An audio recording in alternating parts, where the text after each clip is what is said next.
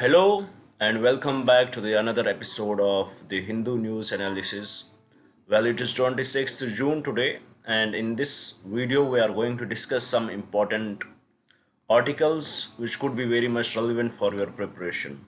Before we'll start our discussion, I would like to give the brief introduction about this initiative which we started from 2nd June. The initiative is called the Target IAS 2026. Under this initiative, every day we upload two videos, one in the morning session, which is this video where we will discuss the current affairs, and second in the evening session where we will discuss the static syllabus. So we had promised you that by the month of January we will complete your syllabus. If you are interested in this initiative, if you want us to lead you in your preparation, please be part of this. Do subscribe the channel and do share it with your friends too. Now, without any delay, let's have the look at the article which we have to discuss today. As here on the screen, it is very much clear. The article which we are going to discuss is from the Hindu newspaper, and it is basically talking about the enabling voting rights for migrants. So, what is this idea? What is this article about, and what is the idea behind? You know, in our country, in India, there are few states which has shown huge migration, which has gone through huge migration. People are migrating out of those states. For example, there is Bihar. Bihar is there, Jharkhand is there, and various other states where from the migration is outward migration is very huge, and this concept is dealt in the inside migration of the country. So with respect to this, what is the issue now here? We are in a country as a whole. We are the integral part of it. We are the integral part of the country. Whether it would be Bihar, it would be Jammu and Kashmir, whichever state it would be, whichever UT it would be, whichever area it would be in our country, we are one. We are integral one. What is the issue in it? If people are moving outwards in the country itself, they are moving outwards for the better opportunities, for better opportunities. If jobs are available, they will definitely migrate. So what is the issue in it? The basic issue which the author right now is discussing is about the voting in Bihar. Right now the issue is with respect to voting in Bihar. What is the issue when the people are not staying in their state? They are not acting as a they are not acting as a pressure hubs. They are not putting pressure on the government. When people are not staying in their states, they are migrating outwards for the better opportunities. So they did not stay in the states, so they are not putting pressure on the government to bring in the facilities what they require in their state. So this is definitely an issue there. When these people are not there, then when they are moving outwards of the state, when they are not in the state, then definitely the condition of the state will further deteriorate because the people are as the time is passing, the people are moving more towards the other states rather than staying in their states, by acting as a pressure group in the state and putting pressure on the government for asking them for the infrastructure, asking them for the things which they require, asking them for the hospitals, asking them for the schools. If they are not acting as a pressure groups there, then definitely the politicians, the political leaders in these particular states, they don't consider these things. They would rather believe in giving freebies. They would rather believe in giving freebies than believing in for the better, than believing in the development of the state. So it has definitely impact on it. And also there is another question: when you are in a particular state, for example, you are from a Bihar and you are gone out of your state, you are living in any other state, you are working, you are living there for the better opportunity, for better employment. But when there is elections are going on, there are various issues with you. You have to come back to the, for example, if you are living in Karnataka, you will have to go back to the Bihar for the elections. Then you will you will have to use lot of money in it. And what people prefer, people usually do in this, they would not prefer to go back. They will not prefer to go back to the state. They will not, they would say, what change would my vote make? They would rather prefer to be in the state where they are earning, rather than going back to their home state where their decision can make the difference. But they would say that, why would I invest so much in this, in the traveling? It is better, my single vote is not going to do any, it is not going to give a big change, it is not going to create a big change here. So what is the consequence of it? People retrain from voting.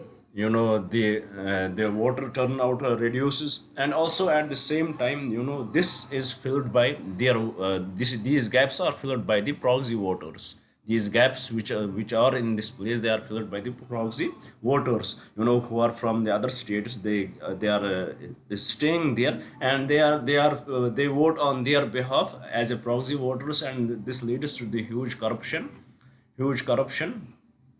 in the state. And definitely at the end, it is the election of the state which is getting manipulated by the powerful people. So definitely it definitely impacts the democratic structure of the state.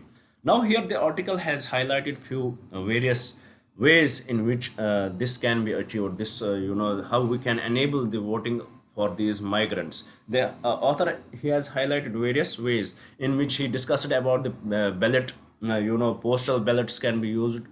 Postal ballots can be used. So for that, you need to have the information, the intact information, how many people are outside the state, and it would postal ballot. It will eventually increase the burden. It will, this postal ballot system, it will eventually increase the burden on the Election Commission of India, and definitely on the state funds. So this, he further criticizes the postal ballot with respect to this, even though we can use it for the government servants, but for these migrants it is not viable. Then what is viable? So the author has come up with the idea. For example, if there is a migrant, who is migrating from one state to another state, he is staying there for 5 years, he is working there, he is earning livelihood there. So his welfare depends on that state. So his welfare, it depends on that state in which he is living. So why not, there should be the change of the switching of the constituencies. Why not he vote for that constituency where he is living? Why not people vote for that constituency where they are living for more than 6 years? It is better for them. More than 5 years they are living there, they are working there.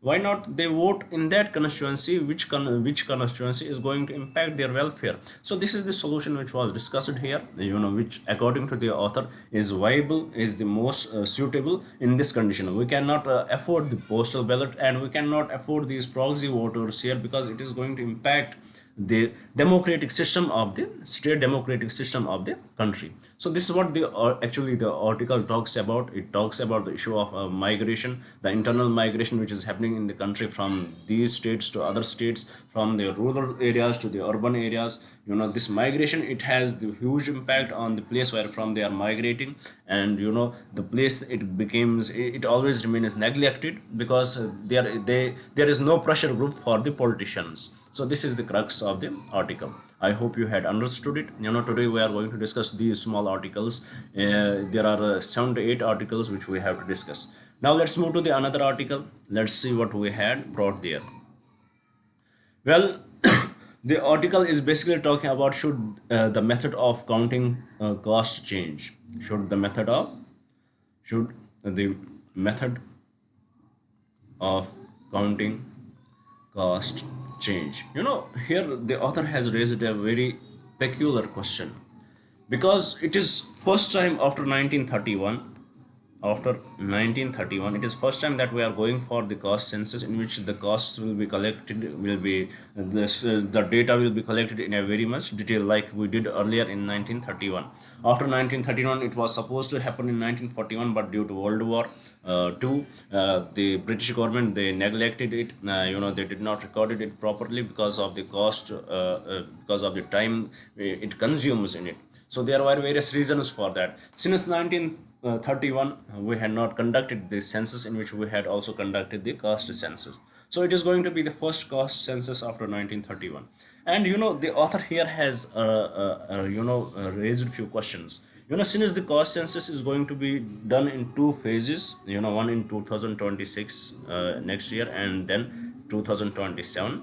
In the first phase, first the you know first there would be the questions with respect to you know uh, first the questions would be with respect to the population enumeration, and first the question would be with respect to the housing lists, and then the second questions, it would be related to population enumeration.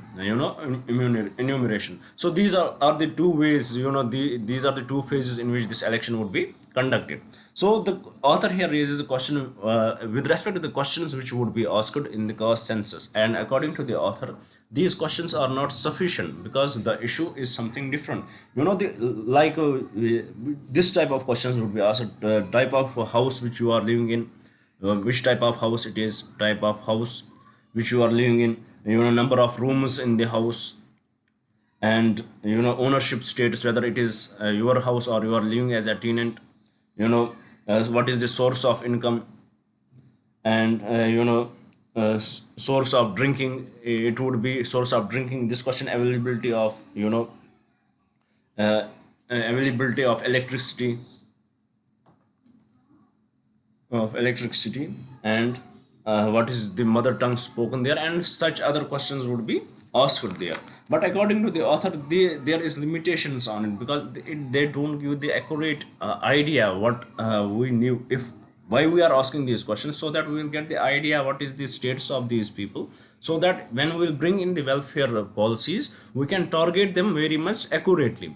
But according to the author, these are not the enough questions, because author thinks that, the author of the article, he thinks that there should be some extra questions which should be more meaningful, which should be asked. For example, data on unemployment. You may ask the question whether you are employed or not. The question should be more elaborative, that how long you are unemployed,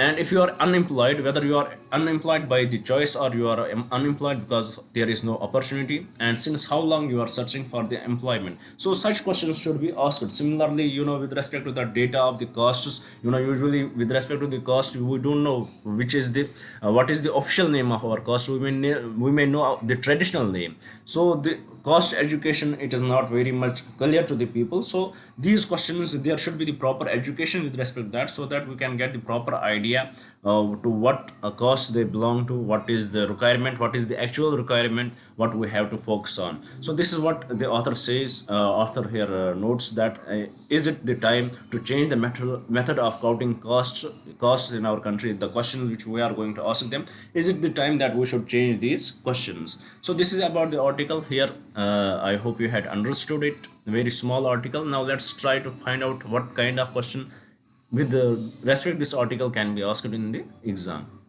Here the question says, with reference to the caste census in India, consider the following statements.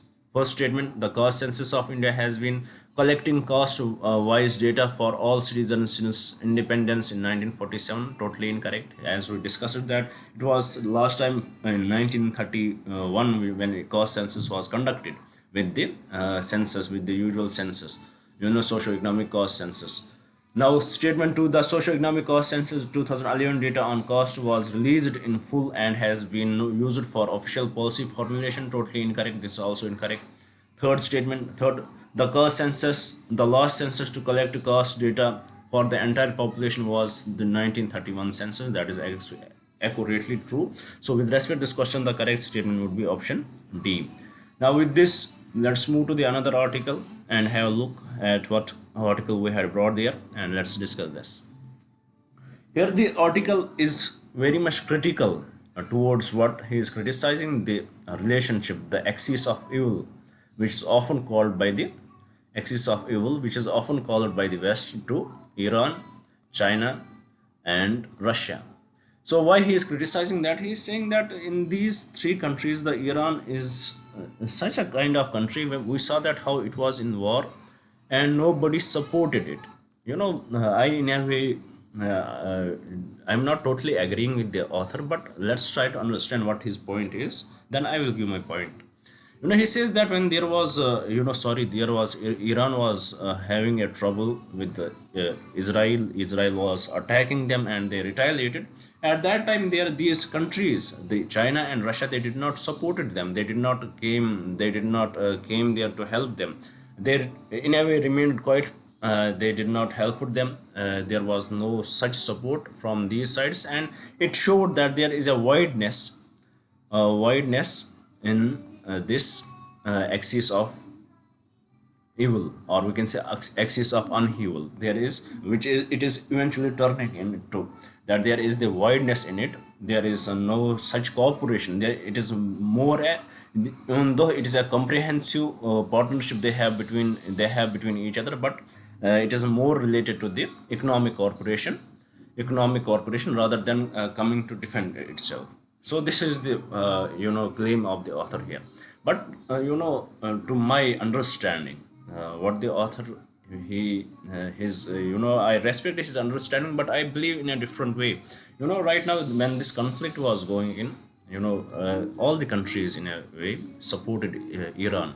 It is not necessary that you should come and give your weapons and you should directly get involved in the war. Recently we saw that when there was India and Pakistan, conflict. Israel did not came to India and they flied Indian aircrafts and they attacked Pakistan.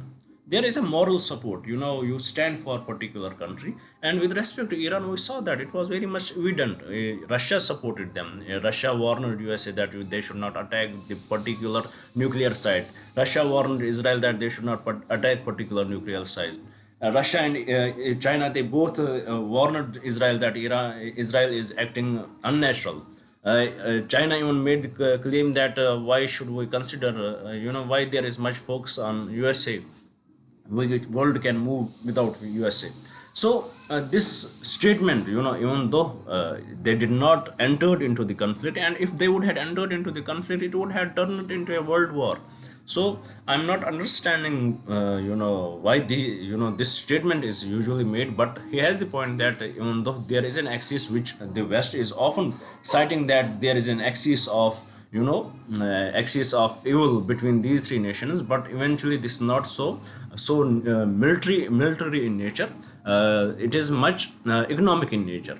That is true. That thing is very much true. It is economic in nature. There is defense corporation going between the two, but it does not mean if you have a military relationship between any country that they would come into. There is no such agreement between these countries. It is not like a NATO, that if any NATO country will be attacked, that everybody will come to support them.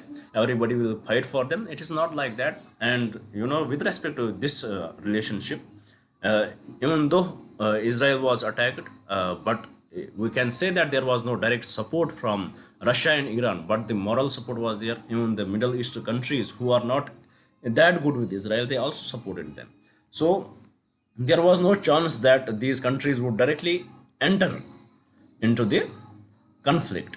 But definitely there was the support for Iran from these countries. They tried to mediate on behalf of Israel, on behalf of Iran. There were meetings going on between Russia and Iran, and they protected their interests with respect that. But we can agree with the author that there was no direct infiltration or direct support of military support in that. And if it would have been the military support, then it would have been called the starting of the World War III. So this is my take on it, and this is what author says. He actually he is also criticizing the what the West is looking this relationship at, but it is not this military relationship. It is not that axis of evil, which the way West is portraying it. So this is about the article. I hope you had understood it. Now let's move to the another author. What he is saying here, there is a here is a controversy in Kerala. First you should note one thing. This governor, he is a joining bridge between center and state. And about governor, he cannot do in his official work without the permission of, without the satisfaction of the state. Without satisfaction of the state government, governor can't do anything without without the satisfaction of the state. Now, what is the controversy? The governor of Kerala, he was seen, giving tribute to Bharat, the image of Bharat Mata. He was seen giving a tribute to image of Bharat Mata. You know what is this image of Bharat Mata? It was used during the freedom struggle to unify the people, to give the, to boost the nationalistic, emotions in the people, to boost the patriotic emotions in the people, and to have this idea that this oneness of the nation. So this was majorly used in the Bengal. It was earlier called as, you know it was majorly used in Bengal, and it was earlier called there as a Banga Mata, which eventually turned into the Bharat Mata. And who gave the idea of it? It was the Bankim Chatterjee. So please do remember these facts about it.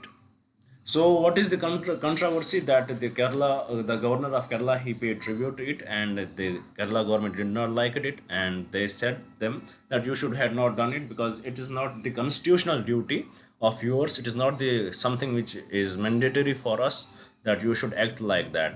It gives a different vibe because of the diversity in the nation we have right now.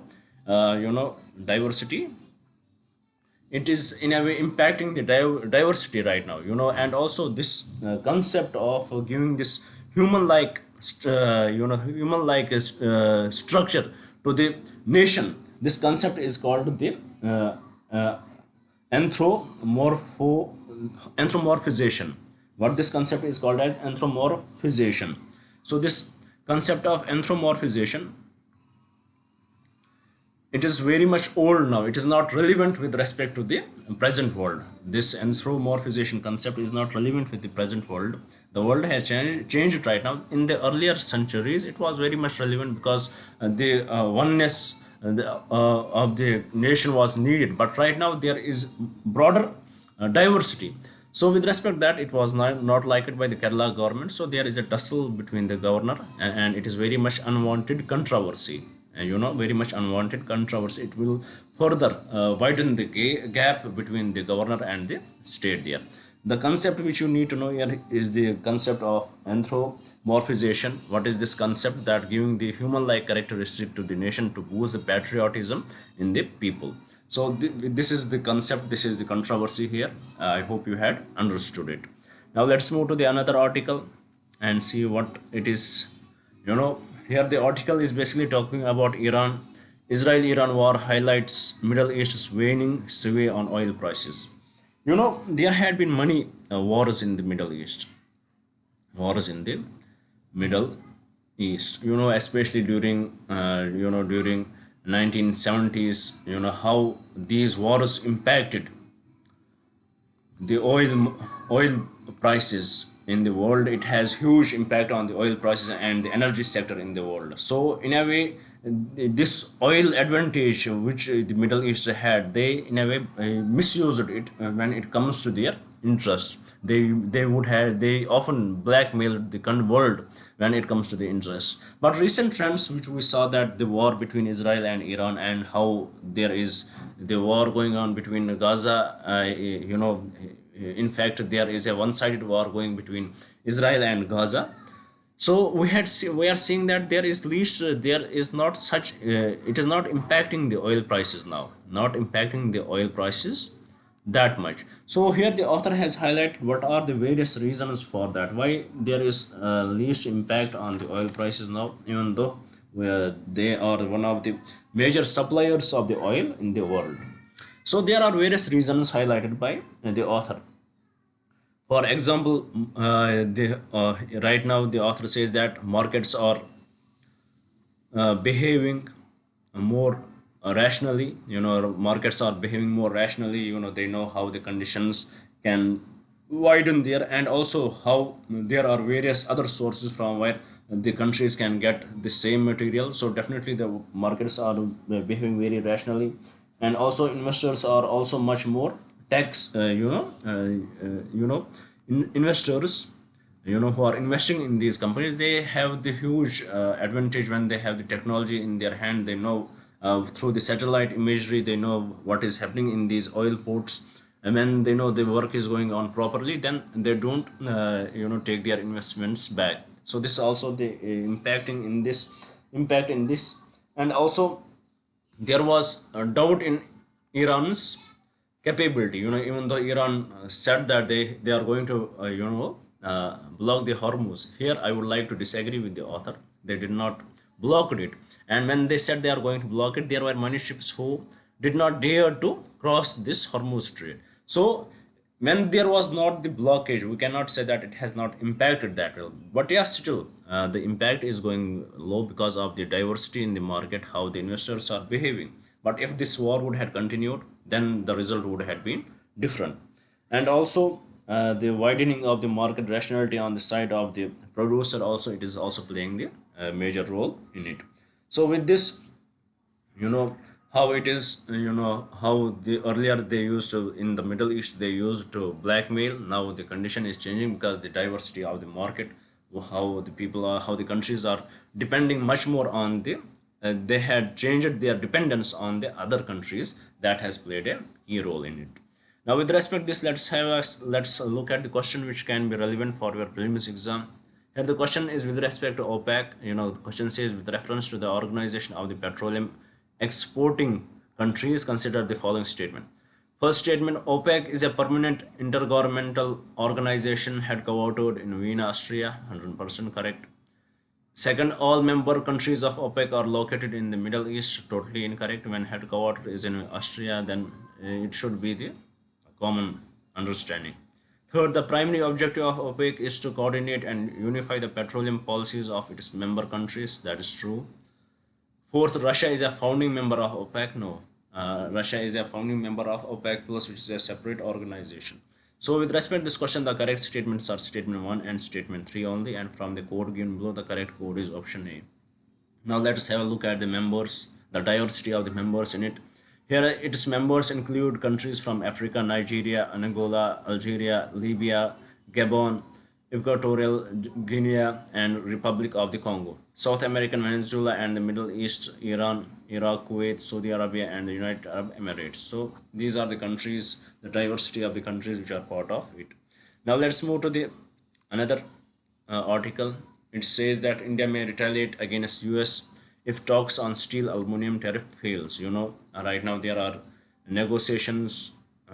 First let's try to understand how when Trump came in. Since then, the situation in the world has changed drastically. We saw that he imposed tariffs on the world, on all the countries. Then he gave 90 days window.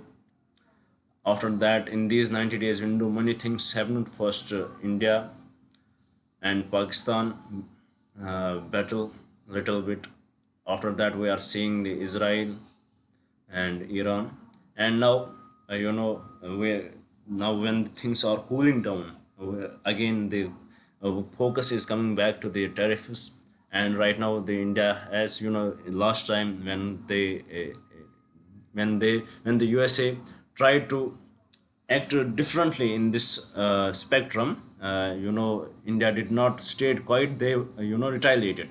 So this time there are also chances that India may retaliate against US if talks on steel aluminum tariffs fail. If there is a failure in the talks with respect to the free trade agreement with respect to the import of steel and aluminum, then definitely India may retaliate if USA will not listen to us. And it is the growing issue. Let's see what will happen to with that. Now, moving to the last article of today's discussion, well, there was an image in the Hindu newspaper, which is which is here. Name is Bonalu Festival. So, what is this festival? This Bonalu Festival, it is celebrated in Telangana, in the cities of Hyderabad and Sikandrabad. In the cities of Hyderabad and Sikandrabad. So, what is this festival to which goddess this festival is dedicated to? It is dedicated to goddess Kali. So, let's solve a question with respect to this article. Here, the question says, with reference to the Bonalu festival, consider the following statement. It is a Hindu festival celebrated primarily in the state of Telangana. Correct. The festival is dedicated to worship of goddess Shakti. It should be Kali. In her various local forms, 100% correct. Kali, it is true. Goddess Kali is also one of the local form of the goddess Shakti. So that's true. Third, the celebration involves a grand procession where women carry pots containing cooked rice and milk, decorated with turmeric and neem leaves. That's true. Fourth, the festival is officially declared as a state festival by the government of Andhra Pradesh, no, by the government of Telangana. So this is incorrect. So with respect to this question, the correct statements are statement 1, statement 2 and statement 3. And here from the code, the correct code would be option B.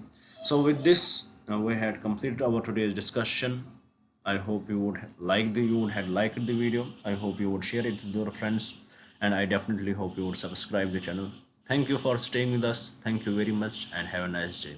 And also, please get connected with us at 7, because we are going to deliver a beautiful lecture, which we are of our series, Target IAS, and right now we are discussing Indian polity in that. It would be the 17th, I guess 17th lecture we are delivering today. So stay with us. Thank you for staying with us. Thank you very much, and have a nice day.